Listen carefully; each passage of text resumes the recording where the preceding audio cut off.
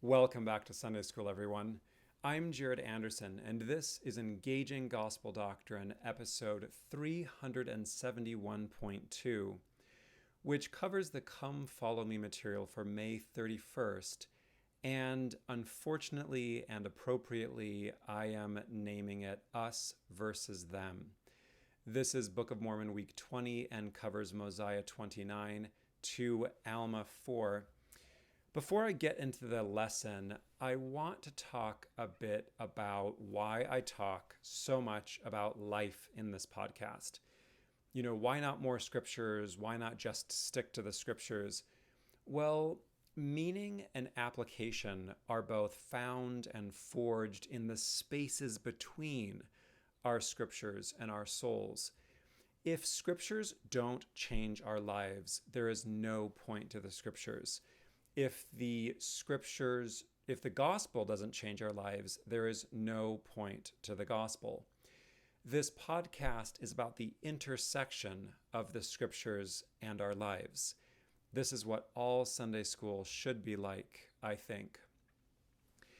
A primary purpose of the gospel is to increase our stamina in the face of discomfort. I'll say that again.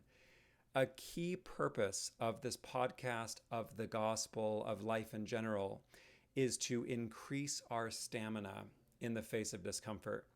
This is a very big reason that I'm doing the podcast. This is why our motto is challenge and be challenged by the scriptures. The gospel makes us grow, and growth is uncomfortable. This is why humans can be described as enemies to God. God invites us to grow, and human nature seduces us to cheat, and most of us work to get away with as much as we can, doing as little as we can. That's just human nature. We have to grow out of it. We have to train ourselves out of it. And this is why I conclude that we are as good as we are incentivized and empowered to be. And a key purpose of this podcast is to motivate, incentivize, and empower you to be a better person. As I've said before, I consider myself a missionary for wellness. That is my primary target. For the outline, I'll have a brief COVID check-in, and this lesson, Us versus Them, I want to talk about Nephite tribalism and prejudice, what we can learn from a closer look at the Nephites, applying the scriptures to ourselves, and how we deal with racism, tribalism, and bias individually, and how we deal with racism, tribalism, and bias in our communities. And then I'll conclude, because that's basically what this lesson is about. A word about the update. I was already planning on talking about tribalism before George Floyd's murder and the resulting riots. As you can see or hear in my reissued episode, we are dealing with the intersection of racism and the abuse of authority. I work in a prison. I am diligently working to join the military. I have done a training on trauma in law enforcement, which was an amazing, challenging experience. A significant part of this training dealt with moral injury and public misunderstanding. Additionally, living in southern Georgia as a skinny little white boy was one of the most important cultural experiences of my life. The past day or so, I have felt very sad and tired, and it's led me to reflect on the insight that I think the cause of most individual evil is that we get so easily overwhelmed. One of the scariest things about the world today, as I've mentioned before, is that mostly it is systems that are making the decisions. And we as individuals just kind of get bulldozed based on our role in those systems. And this is why when I train prison volunteers, I encourage them to do as much good as the system allows. So on to the COVID update. Trust me, there'll be a lot more on that. If we were impeccable about wearing masks, we could pretty much go back to normal and even a better normal. I want to read a Deseret News opinion article by Chantel Sloan, who's an associate professor in the Department of Public Health at Brigham Young University. She writes, I work in infectious disease epidemiology. I'm mostly a number cruncher far removed from the trauma being experienced by families and healthcare providers in hospitals around the world, but I still have an odd kind of front row seat to COVID-19. Watching this scenario unfold has been surreal. It's a tragedy epidemiologists knew was likely in our lifetimes and for which the world was ill prepared.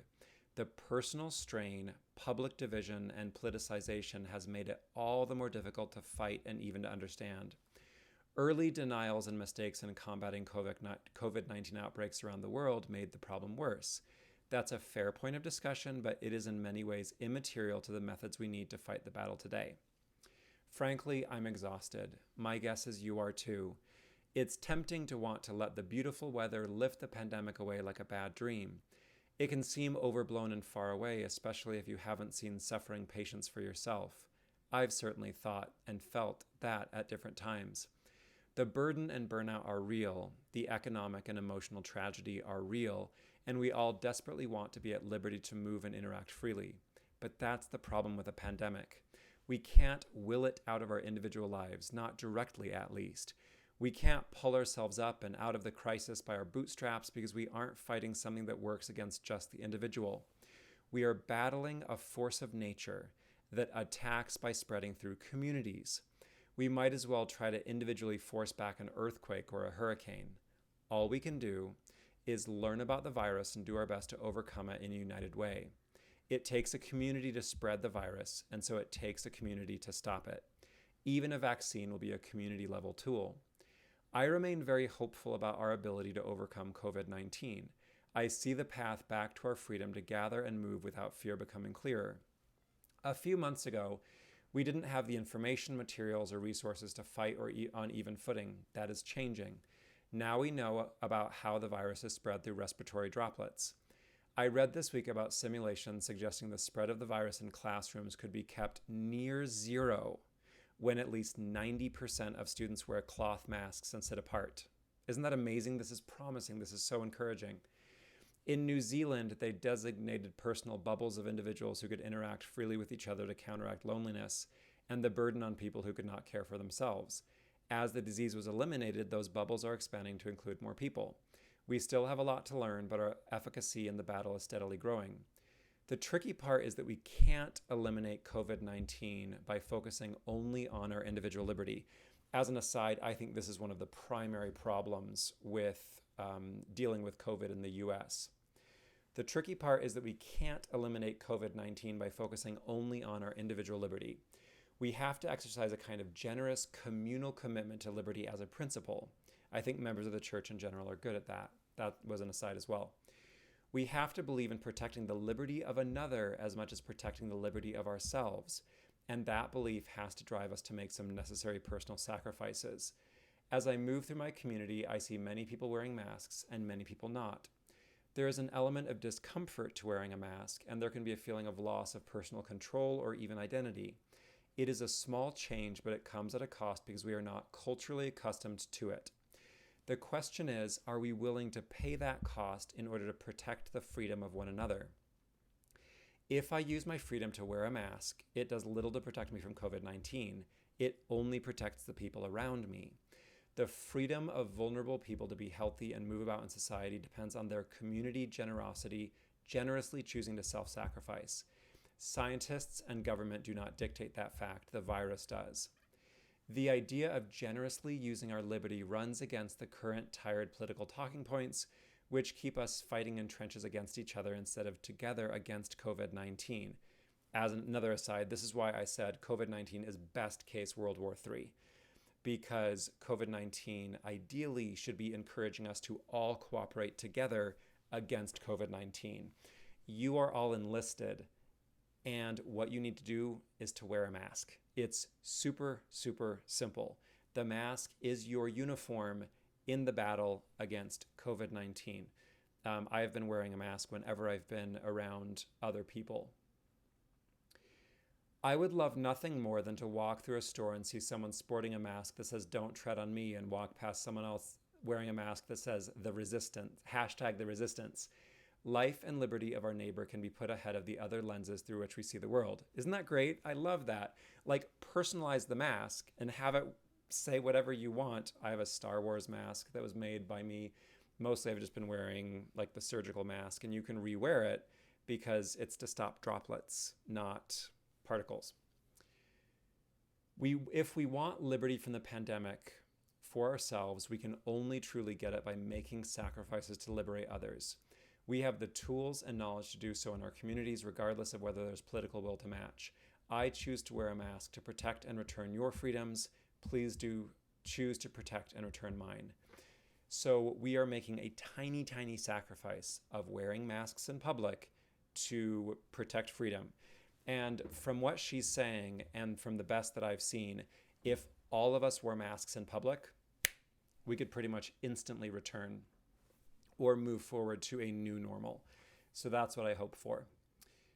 Moving now into the lesson. And again, I have heard that some of you are a bit frustrated about me talking about COVID-19, about me really emphasizing personal application. But I think that is the most responsible way to engage in a Sunday school discussion. So that is what I'm going to model. As a quick guideline, the reissued episodes will focus more on working carefully through the scriptures, and the reissued episodes will focus more on personal application and current events.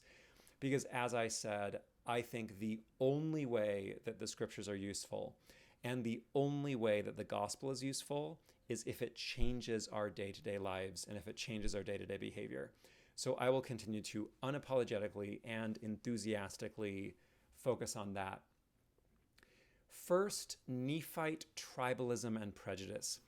I'm not currently talking about the 19th century issues around prejudice, racism, and so forth, but I'm talking about what a close reading of the Book of Mormon itself reveals. One of the most impressive things about the Book of Mormon is its complexity. The fact that we can read more closely and question the surface narrative. In fact, this is, I personally think, the greatest compliment we can give to the Book of Mormon is to read it seriously and carefully. So once again, that is something I am trying to model in the podcast. Note how Mormon and the other narrators often assure us about how righteous the leaders are and how great the government is, then they tell us about defections and rebellions. When Mosiah's sons turn down the kingship, there are certainly other candidates for the monarchy, which is likely what led to the kingmen, the central conflict for most of the Book of Mormon. Let's dig into the reading. In Mosiah 29, it's interesting that Mosiah shifts from a theocratic monarchy to a democratic-ish theocracy. The chief priest is the chief priest and the chief judge, at least in Alma's case. It makes sense of the text that Mosiah's no king rhetoric functioned to shut down the other claims for kingship, probably from the Mulekites, I'm guessing based on a close reading. 29:42. It's ironic and not surprising that after Mosiah pushes so hard not to have a king, his close friend Alma becomes a functional king. Alma the Younger is the chief judge plus high priest. In chapter 2 of Alma, we learn that Alma the Younger is also the general. Like, that's wild. Ironically, this shift has centered more power in one individual, not less. Isn't that interesting? Again, close reading, really fascinating stuff. Note how much power remains within the Nephi line through the entirety of the Book of Mormon. As I said, I personally find this close reading approach to be more accurate, rewarding, and powerfully applicable to our own lives. So because it's unfamiliar, it may feel like I'm being cynical, but I'm actually being respectful and earnest by taking the Book of Mormon very, very seriously, serious enough to apply all my training and methodology around biblical interpretation to the Book of Mormon. Alma 1:1, this is full of king language, even though Mosiah just disavowed kingship. And something that I just realized in this work through is that right after Alma is named as high priest and chief judge, we read about a religious threat, then a political threat. Isn't that fascinating? So Mosiah makes Alma the Younger the chief priest and the chief judge, and then we read immediately about religious opposition to Alma as chief priest, and then political opposition to Alma as chief judge. Fascinating stuff, looking for patterns. When we read about Nehor, we can differentiate his philosophy from his actions, and his actions do indeed look selfish and violent.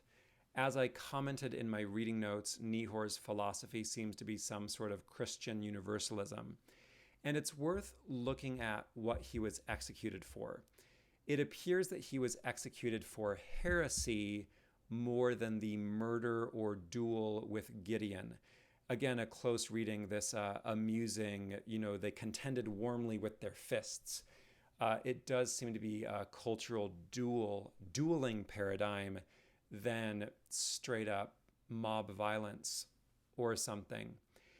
Based on the description of the followers' behavior, it seems they followed a form of hedonism, this idea that we need to make the most of this life. And once again, we see evidence of strict laws. We read in Alma 1, verses 24 to 31 about the steadfast faith of the church members. Spoiler, this is going to reverse in just a few chapters. This is worth reading. For the hearts of many were hardened, and their names were blotted out, that they were remembered no more among the people of God, and also many withdrew themselves from among them. Now this was a great trial to those that did stand steadfast in the faith. Nevertheless, they were steadfast and immovable in keeping the commandments of God, and they bore with patience the persecution which was heaped upon them. And when the priests left their labor to impart the word of God unto the people also left their labors to hear the word of God. And when the priest had imparted unto them the word, they all returned again diligently unto their labors. And the priest, not esteeming himself above his hearers, for the preacher was no better than the hearer, neither was the teacher any better than the learner. And thus they were all equal, and they did all labor, every one according to their strength. And they did impart of their substance, every one according to that which they had, to the poor, the needy, the sick, and the afflicted. And they did not wear costly apparel, yet they were neat and comely. And thus did they establish the affairs of the church. And thus they began to have continual peace again, notwithstanding all their persecutions. This is beautiful stuff. This is a section that provides a template for righteous living. I love it when the scriptures do that.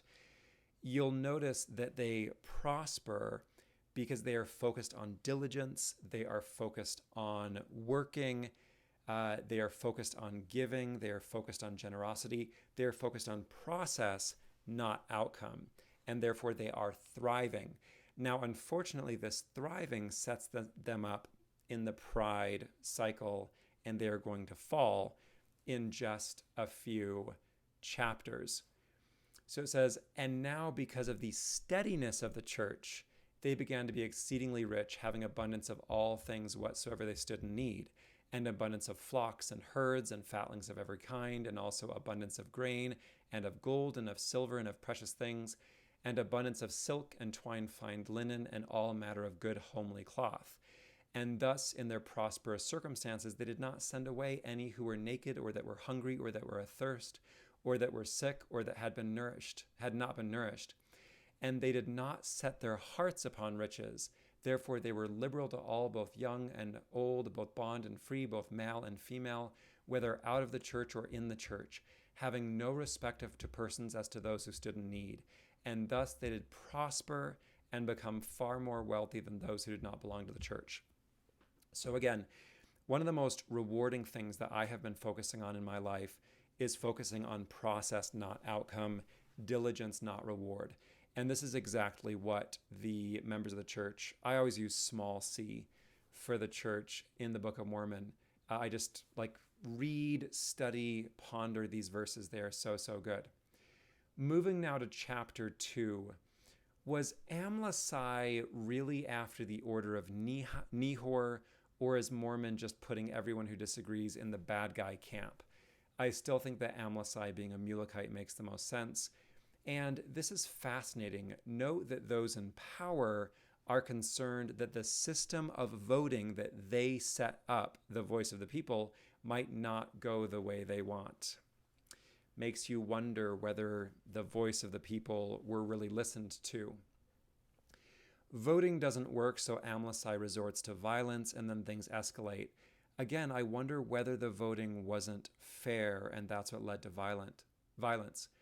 A core of Jesus' teachings was not to engage in cycles of violence and not to escalate.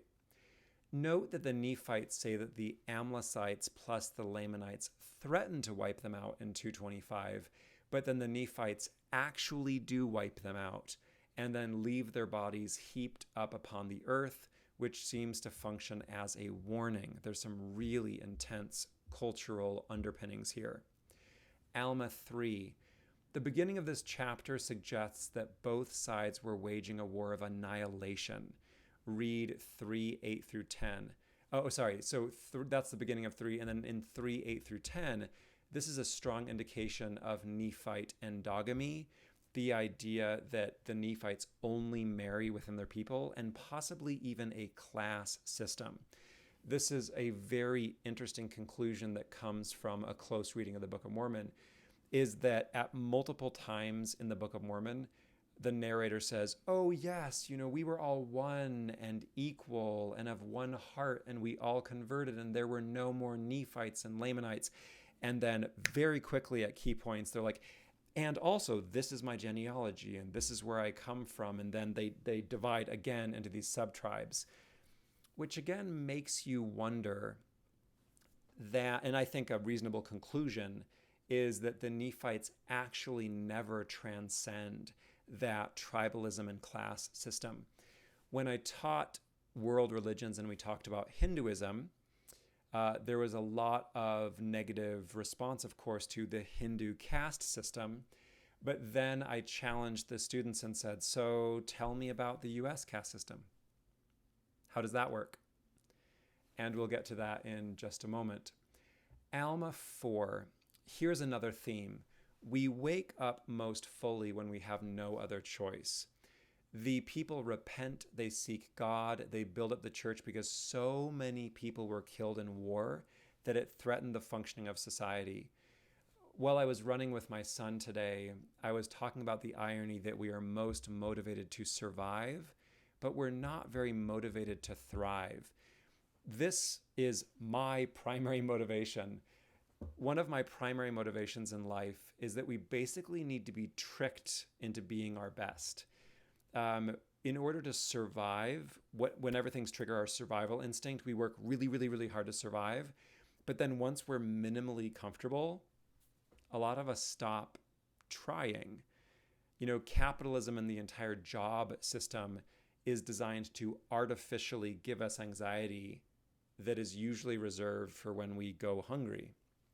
And that's beautiful. And it's not an overstatement to say that civilization as a whole is an artificial structure designed so that our survival instinct can push us into the realm of wellness and thriving. And that's what the gospel is as well. So 4:6 through 12, the reading comes full circle from those outside the church being prideful and challenging the church to the members of the church becoming prideful and challenging those outside the church. I've included that reading in the reading notes. And this is the context of Alma the Younger giving up his authority and spending his life trying to persuade the people to be righteous. So what can we learn from a closer look at the Nephites? Basically, stay humble and do good. Stay humble, question and doubt yourself. Doubting your doubts is nice, but we also need to doubt our certainties. We need to listen to others, especially those with different backgrounds and experiences. We need to respect the fact that people are the authority on themselves. This one used to be really hard on me. My primary engagement with life is puzzles. I experience everything as puzzles, which can make me a jerk sometime, although I'm a reformed jerk. And I used to be so obsessed with my own thoughts that I was inconsiderate of other people. And this is why I'm really, really grateful for my life experience, for my training, for some degree of maturity. And so this has enabled me to train humility, openness, respect, and so forth into me. And so whenever I don't understand where someone else is coming from, in fact, just today, I was talking to a friend and he's like, well, I don't understand. I don't understand why this person is doing what they're doing. And I responded, you don't need to. You literally don't need to understand anything. You just need to respect them. And that has really helped me. Help me understand what this is like for you is one of the most important questions I ever ask. Close outsiders have helpful insights. My professional training and experience is in assessing people and then meeting their needs. So I'm very good at it. And yet, we need to take seriously that other people are the only ones who know what it is like to be them. So again, help me understand what this is like for you is a very, very powerful tool. And then we need to help diligently as we can. Applying the scriptures to ourselves. Okay, this is where it gets real, literally. This is where our discussion gets uncomfortable because it needs to get uncomfortable. Let's talk about George Floyd's death. Let's talk about Breonna Taylor. Let's talk about Ahmaud Arbery. Let's educate ourselves on the thousands and thousands of marginalized and murdered. We don't have time to talk about how humans have oppressed, marginalized, enslaved, and exterminated each other for pretty much our entire history. Let me say that again. I'm a historian. Humans have oppressed, marginalized, enslaved, and exterminated each other for pretty much our entire history. In fact, for our entire history. There's a reason why Homo sapiens is the only species of human left. Evidence suggests that Homo sapiens exterminated all of the other hominids that existed, that we as Homo sapiens existed at the same time as the Neanderthals, the Denisovanes, Homo erectus, and the other handful of human species, and that sapiens wiped them all out through cooperation. So this is what I describe as original sin. This is our heritage, and the purpose of the gospel is to redeem us from and in that heritage. When I taught world religions, I had wondered before why some Indians are so much darker than others. The Tamil people, for example, are like black, and then other Indians are lighter. And then I learned about the Aryan invasion of the Indus Valley civilization. And so what happened were the Aryans, the Aryan race were powerful conquerors. Basically, most of all of Europe and a lot of Asia, including Russia, Iran, all of those peoples are descendants of the Indo-Europeans. And they were a very powerful conquering race. And they were light-skinned. They descended from the Caucasus and from the steppes of what is now southern Russia. And, that's where Caucasian comes from. And so this is one of the roots of modern racism is this, these conquering Indo-Europeans who conquered and killed all of the other native populations. So I think like Finns, Hungarians, the Basque people, there are these little pockets of Europeans and Asians who aren't Indo-European, but most people are. And the descendants of the Indo-Europeans have been other than like Genghis Khan, have been a large proportion, a disproportionate amount of conquerors, colonialists, and so forth. So the Romans, the Greeks, the Indians, the Celts, the Germans, right? Like it's really, really impressive in a sobering way. There was a sobering summary by Will Smith. I love his summaries. He also said, racism isn't getting worse, it's getting filmed. And he is the one who also said, not my fault, my responsibility. And I want you to remember that. I want you to remember this framing, that it isn't your fault, but it is our responsibility to address the racism and privilege we have in our own lives. Some of you may have seen that meme, I have privilege as a white person, if you're white, because I can do all these things without thinking twice. I took the time and effort to look up every single one of these stories, and I'd like to share that with you. Remember, if this is uncomfortable, it should be, and please sit with it. Because as you sit with it with an open, humble heart, you are engaging in an emotional and spiritual workout that will increase your spiritual and emotional stamina.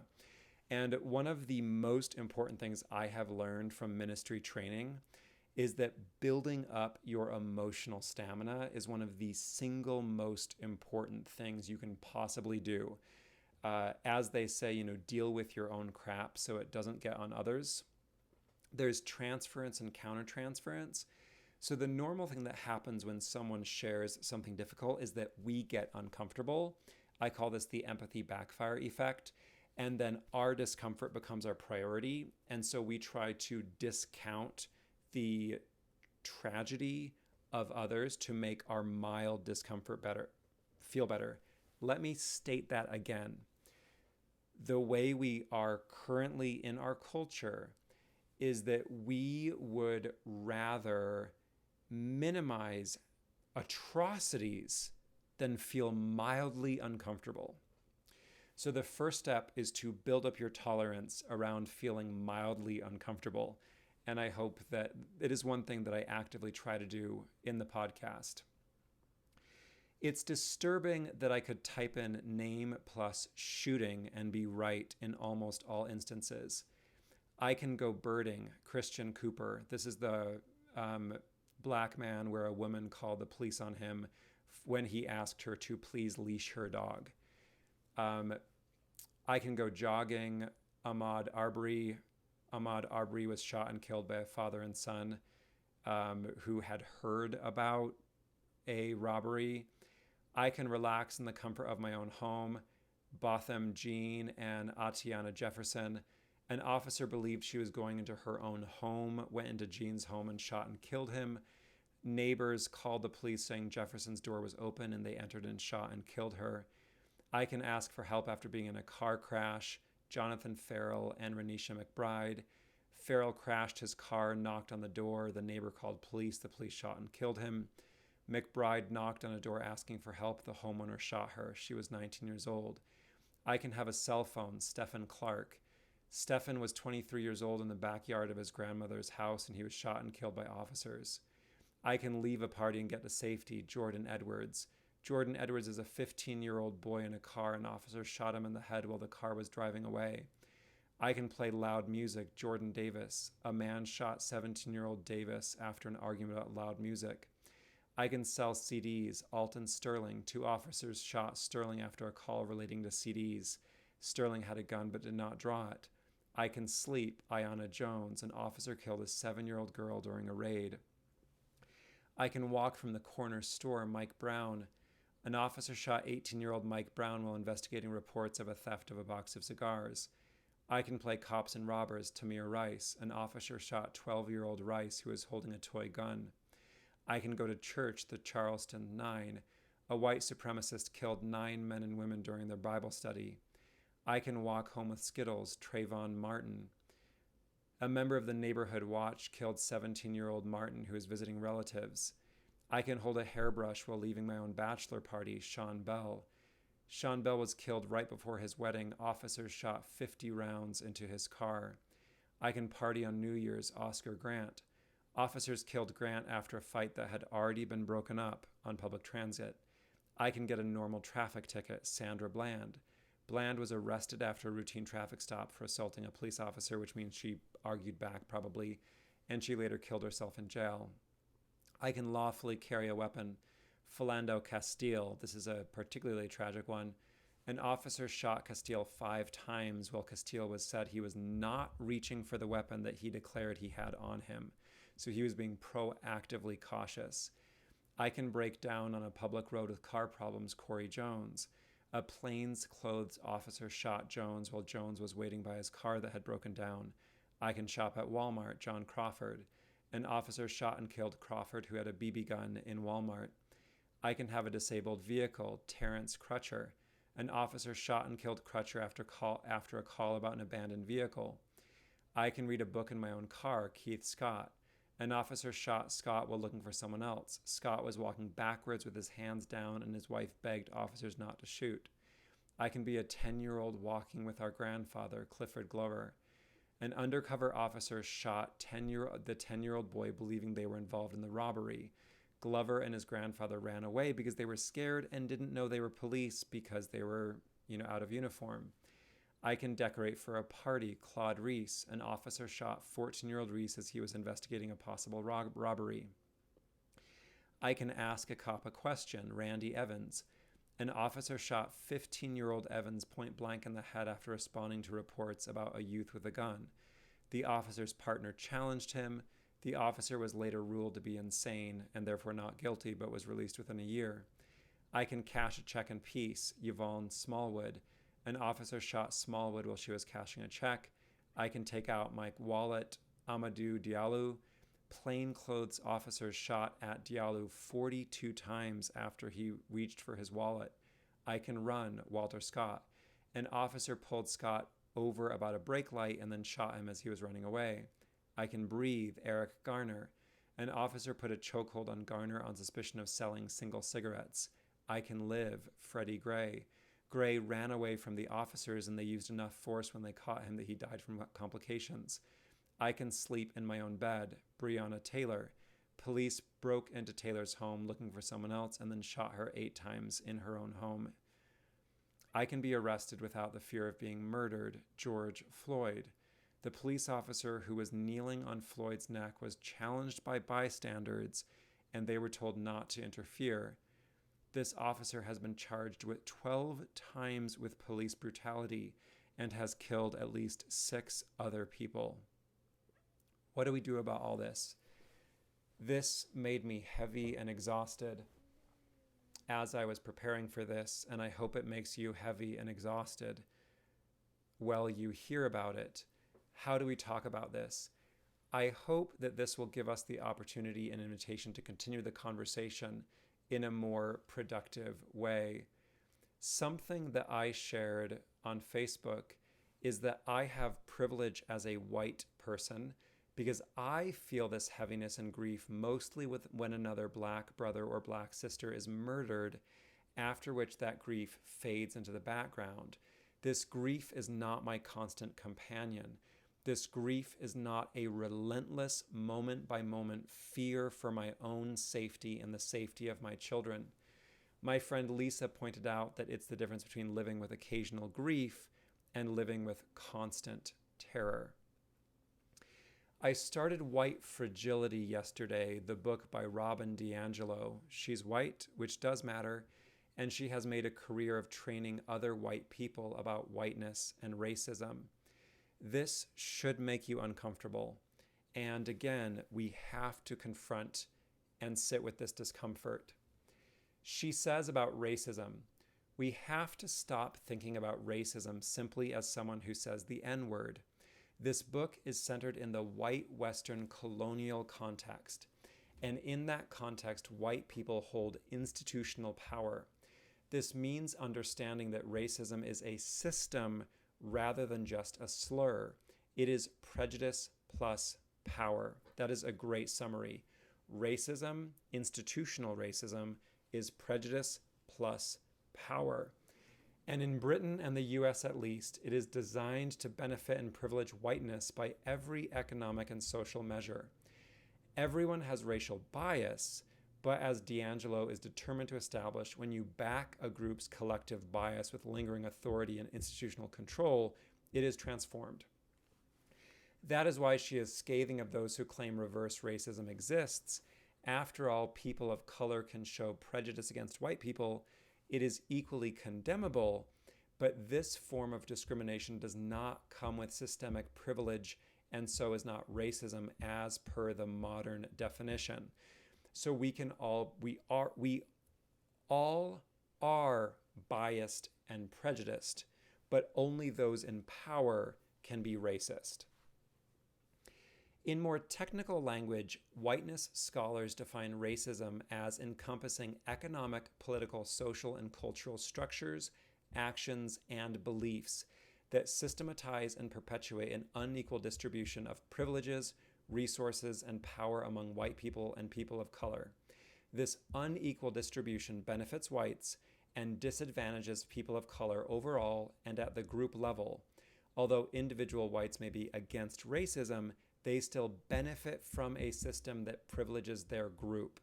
So one reason why I'm doing this podcast the way I am is because I am as anti-racist as I can be. But even though I'm anti-racist, I remain privileged. There is basically nothing I can do about my privilege of being white. Privilege is based on the assumptions and expectations society makes about you. So yes, we are violent. Yes, we kill each other. Domestic violence is one of the highest sources of violence. Yes, police brutality is a problem, but in general, as we look around, violent whites, including mass shooters, are often arrested peacefully. I mean, it's like those white men who are protesting in capitals with automatic weapons, whereas unarmed blacks are being disproportionately killed.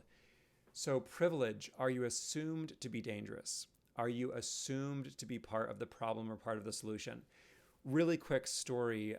This was a bad morning, but I was driving my kids to school just down the street, and I was going too fast. One of my kids was in the front seat. I'm embarrassed by this.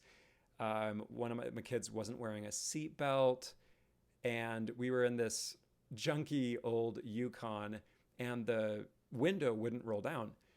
And so I was pulled over, and the officer could have given me such an expensive ticket.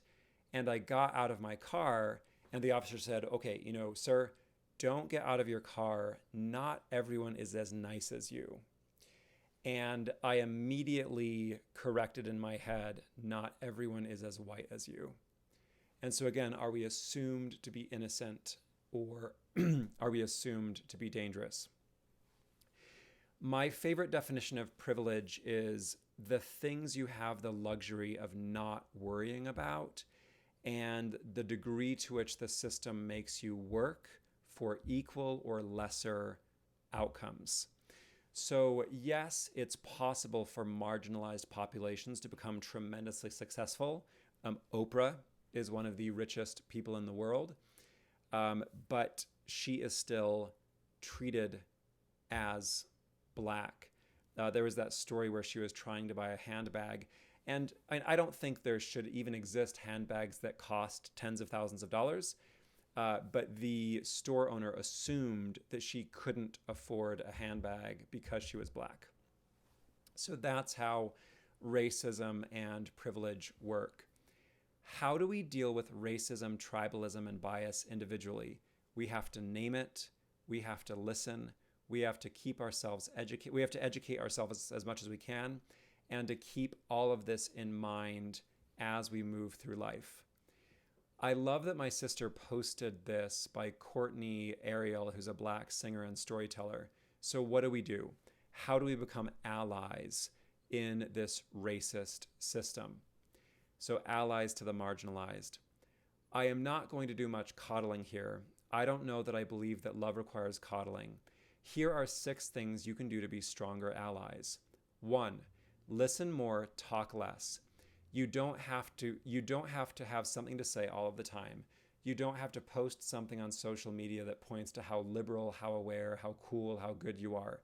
You are lovely, human, and amazing. You have also had the microphone for most of the time, for a very long time, and it will be good to give the microphone to someone else who is living a different experience than your own. One of the biggest things that I want in my podcasting is to have a co-host or to have guests with different perspectives. That is something I worked on very diligently when I did have the luxury of having guests. And so, what I try to do as a privileged, middle aged, white, cisgender, straight man is, and a lot of those are squishy, is that I try to use my privilege and pass to do as much good as I can. And so that's what I'm trying to do in this podcast. But I take these seriously and I want to do better. 2, for 1 out of every 3 opinions or insights shared by a person of color in your life, try to resist the need to respond with a better or different insight about something that you read or listened to as it relates to their shared opinion. Try to just listen and sit with someone else's experience. This is really great ministering advice in general. Try to just listen and sit with someone else's experience. This is why hospice has done me so much good, because my job has been to sit with people's experiences. When you do share in response to what someone has shared with you, it can sometimes not always feel like white-splaining, meaning to explain or comment on something in an overconfident or condescending way. This adds to the silencing of the voices of people of color. 3, being an ally is different than simply wanting not to be racist. Thank you for that, by the way. Being an ally requires you to educate yourself about systemic racism in this country. Again, this is what I'm trying to do with this episode of this podcast right now. Read Michelle Alexander's The New Jim Crow and Ta-Nehisi Coates' Between the World and Me. That's next on my list. And Claudia Rankina's Citizen, and so many other great books and articles that illuminate oppression and structures of white supremacy and white privilege. Use your voice and influence to direct the folks that walk alongside you in real life or follow you on the internet toward the voice of someone that is living a marginalized or disenfranchised experience. 4, please try not to, I can't believe that something like this would happen in this day and age, your way into being an ally when atrocities like the events in Charleston, South Carolina, and Charlottesville, Virginia happen. People of color have been aware of this kind of hatred and violence in America for centuries, and it belittles our experience for you to show up 300 years late to the oppression party suddenly caring about the world. Don't get me wrong, I welcome you. I want for you to come into this place of awareness. However, your shock and outrage at the existence of racism in America echoes the fact that you have lived an entire life with the luxury of indifference about the lives of marginalized and disenfranchised folks. Please take several seats. 5, ask when you don't know, but do the work first. This is nuanced. Some marginalized and disenfranchised folks will tell you not to ask them anything. Don't be offended by that. Folks are tired, and that is understandable because it is exhausting to be a marginalized person in this world. However, there is something special that happens within human connections and relationships. In a nutshell, don't expect for people to educate you. Google it yourself, Do the work to educate yourself. Ask questions within relationships that feel safe and do so respectfully. 6, and finally, stop talking about colorblindness. It's not a thing. I've shared that my youngest, Miriam, will always say that. That's not a thing. I love it so much. Colorblindness is totally impossible in a nation whose land was taken from the indigenous inhabitants through an attempt at genocide and horrific colonialization. The same nation that enslaved humans and exploited them in every imaginable way built a nation on their backs, hung them, hunted them, and for centuries kept them from their basic inalienable rights, and still does. The same nation that exploits and deports immigrants who are promised refuge within the American Constitution. The same nation that incarcerated Japanese Americans during World War II and continues to promote bigotry, exclusion, and violence against LGBTQ gender non-identifying folks. This nation that allows swastika-wearing, Confederate flag-toting, anti-Semitic racists to have a platform for their hate.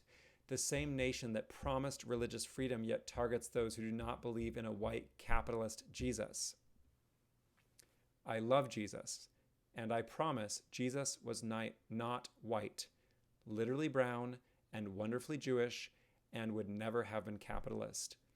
It will never be possible for us to be colorblind, and we shouldn't want to be. I heard a saying once at an Al Anon meeting that offered me liberation. We are only as sick as our secrets and our shame.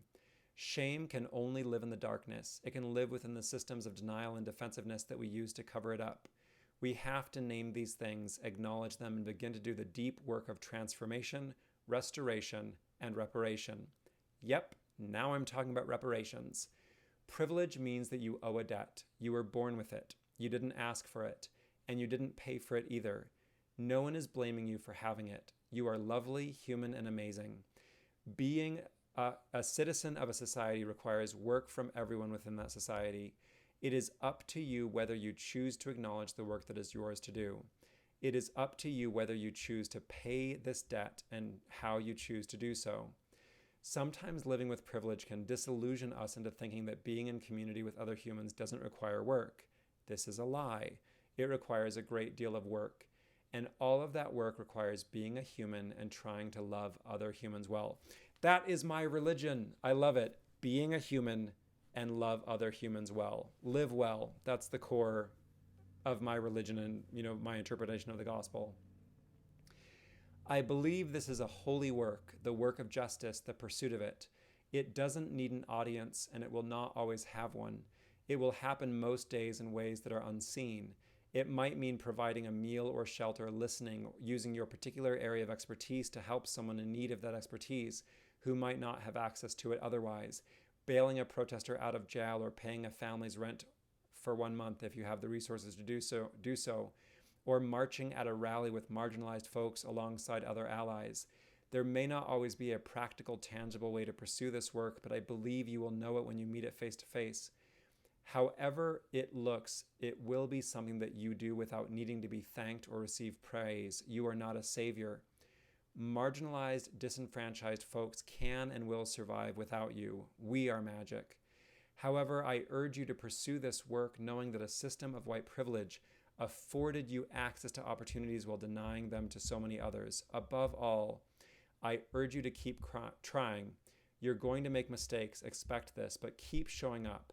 Be compassionate. Lead with empathy always. Keep learning and growing. If you do this, I truly believe you'll be doing the work of an ally. If you're still here, if you're still listening, thank you. We need this endurance. We need to listen.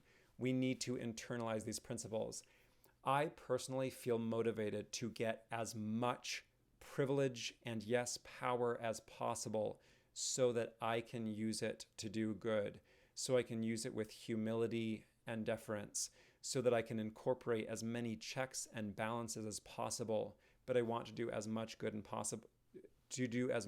as I possibly can, and that means to drive the vehicle of my whiteness and privilege and pass, again, to serve as much as I can. I want to say a quick note about police brutality. As I said, I am very sympathetic and supportive of law enforcement officers. Law enforcement, military, emergency management, these are areas of life that are dear to me. These cultures also create a very tight-knit and supportive connections, more like family than coworkers, which is often highlighted. You are my brother, brothers in blue, thin blue line, and so forth, which makes holding each other accountable and disciplining members very difficult. I've been binging 911 and really enjoying it. So it's not paradoxical, it's very, very predictable, but the very cohesiveness that law enforcement, military, emergency management need, and yes, I'm wearing Black Panther cufflinks, the very cohesiveness and support that members of these very, very difficult life and death careers, it becomes an identity, and so they need that support. It also makes it very difficult to hold each other accountable in those communities. As I've shared, I feel driven to join the military as a chaplain, and I want to do what I can to help these issues. I also want to volunteer. I work in law enforcement. I'm a prison chaplain, and I want to do what I can to volunteer in law enforcement contexts as well. So how do we deal with racism and tribalism and bias in our communities? improving policies is the only way. We need to actually invest in opportunities that empower the marginalized to succeed. We need to elect more diversity into our leadership. I was so devastated that the presidential race diminished from an admirable range of diversity to yet another white men. I want to say a word about the riots. One point I wanted to make is that I think there are two main things going on right now: protests and opportunism, often by different people. It is tragic and infuriating and utterly predictable that as the marginalized and oppressed and murdered groups fight for attention and justice, the privileged once again take advantage of the chaos. Again, to wrap up, if you're still with me, thank you. Thank you so much for listening to this challenging conversation. It's been challenging to produce it, but I'm very committed. I don't need any badges, for that. I'm committed to doing this because it's the right thing to do. I'm committed to using my voice the best way that I can, to use my gifts the best way that I can. So again, thank you for listening to the podcast. And I hope that you can see the connection between these Book of Mormon chapters of us, them, violence, war, prejudice, pride, oppression, and the way that it lines up with our current situation in the world right now. In conclusion, I don't think we are ever going to overcome prejudice, bias, tribalism. My passion is the intersection of human nature and religion. Until the robots or aliens reprogram our brains, we are not going to overcome prejudice, bias, tribalism. And this is why I advocate an approach that I call redeemed realism.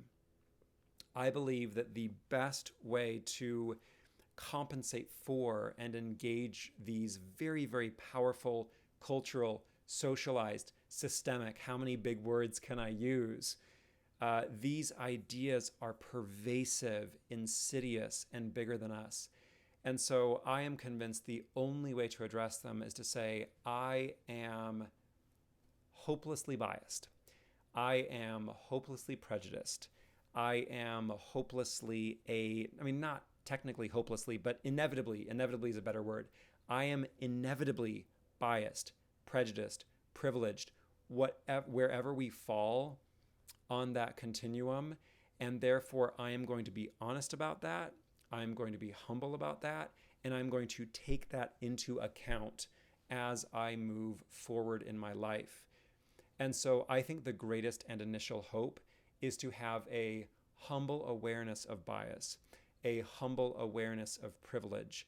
And I think the best thing for us to aim for is collaborative tribalism, where we as gently as possible love and care for our in-group and then reach across the boundaries of those in-groups and become allies in our respective tribes and groups.